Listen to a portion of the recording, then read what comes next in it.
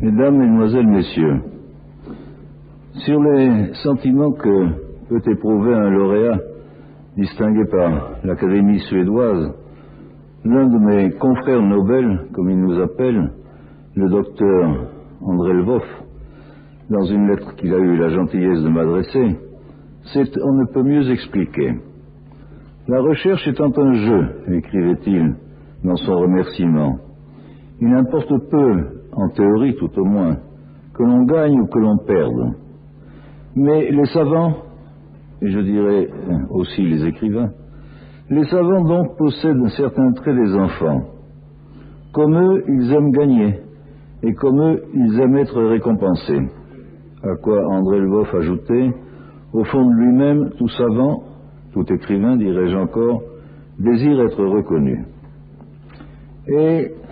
si j'essaie d'analyser les composantes multiples de cette satisfaction, par certains côtés puérils, je dirais qu'il s'y mêle une certaine fierté, qu'au-delà de ma personne, l'attention se trouve ainsi attirée sur le pays qui, pour le meilleur et malgré le pire, est le mien, et où il n'est pas mauvais que l'on sache que, en dépit de ce pire, existe comme une obstinée protestation, dénigrée, moquée, parfois même hypocritement persécutée, une certaine vie de l'esprit qui, en soi, sans autre but ni raison que d'être, fait encore de ce pays un des lieux où survivent, indifférente à l'inertie ou parfois même à l'hostilité des divers pouvoirs, quelques-unes des valeurs les plus menacées aujourd'hui. Je voudrais ensuite, en m'adressant aux membres de votre académie, leur dire que si je me tourne vers eux pour qu'ils sachent combien je suis sensible au choix qu'ils ont fait et les en remercier, ce n'est pas seulement pour sacrifier un rite ou pour me soumettre à un simple usage de courtoisie. Ce n'est pas par hasard, en effet, me semble-t-il, si cette institution siège et délibère en Suède, et plus précisément à Stockholm, c'est-à-dire à peu près au centre géographique, ou si l'on préfère au carrefour des 4 nations qui constituent cette Scandinavie, si petite par le nombre de ses habitants, mais par sa culture, par ses traditions, sa civilité, son appétit de savoir et ses lois, si grandes qu'elles en viennent à constituer, en bordure du monde de fer et de violence où nous vivons, comme une sorte d'îlot privilégié et exemplaire. Ce n'est ainsi pas un hasard si les traductions en norvégien, en suédois et en danois de mon dernier ouvrage, Les Géorgiques, ont été les premières à paraître, et ce n'est pas encore par hasard si sur les rayons de la librairie papeterie d'un petit hameau perdu au milieu des forêts et des lacs, on pouvait déjà, l'hiver dernier, en trouver une autre traduction, cette fois en langue finnoise. Tandis que, pour ne parler que de l'un des 2 monstrueux géants qui nous écrasent de leur pesanteur, tandis qu'à l'annonce de l'attribution de ce dernier Nobel, le New York Times interrogeait en vain les critiques américains et que les médias de mon pays couraient fébrilement à la recherche de renseignements sur cet auteur pratiquement inconnu. La presse à grande diffusion publiant, à défaut d'analyse critique de mes ouvrages, les nouvelles les plus fantaisistes sur mes activités d'écrivain ou ma vie,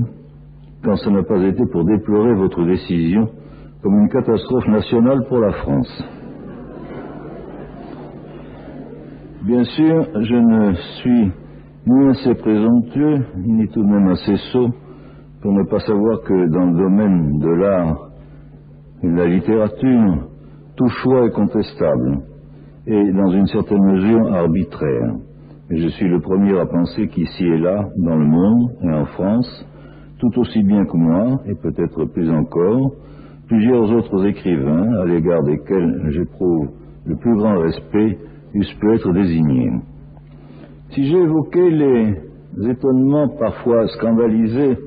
dont la grande presse s'est fait l'écho, parfois même effrayé,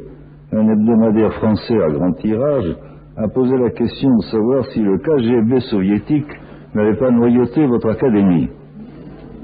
Je ne voudrais pas que l'on puisse penser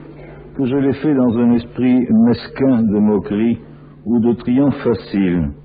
mais parce que ces protestations, cette indignation, cet effroi même, ont été formulées dans des termes qui illustrent, on ne peut mieux, les problèmes qui, dans le domaine de la littérature et de l'art, opposent les forces conservatrices à ces autres que je n'appellerai pas de progrès, ce mot n'en a aucun sens, mais de mouvement, mettant bien en lumière ce divorce de plus en plus prononcé, et dont on a tant parlé, entre l'art vivant et le grand public, heureusement entretenu dans un état d'arriération par les puissances de tout ordre, dont la plus grande peur est celle du changement. Laissons de côté les griefs qui m'ont été faits d'être un auteur difficile, ennuyeux, illisible ou confus, en rappelant simplement que les mêmes reproches ont été formulés à l'égard de tout artiste dérangeant un tant soit peu les habitudes acquises et l'ordre établi. Et admirons que les petits-enfants de ceux qui ne voyaient dans les peintures impressionnistes que d'informes, c'est-à-dire d'illisibles barbouillages, stationnent maintenant en interminables files d'attente pour aller admirer, dans les expositions ou dans les musées, les œuvres de ces mêmes barbouilleurs. Laissons aussi de côté l'insinuation selon laquelle certains agents d'une police politique pourraient siéger parmi vous et vous dicter votre choix. Quoique, au passage, il ne soit pas sans intérêt de remarquer qu'aujourd'hui encore, dans certains milieux, l'Union soviétique reste le symbole de redoutables forces de déstabilisation auxquelles il est, ma foi, flatteur pour un simple écrivain de se voir associé.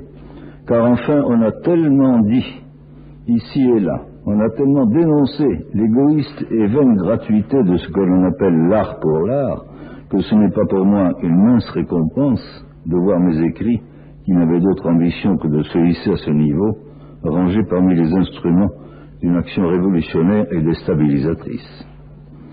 Ce qui me paraît plus intéressant de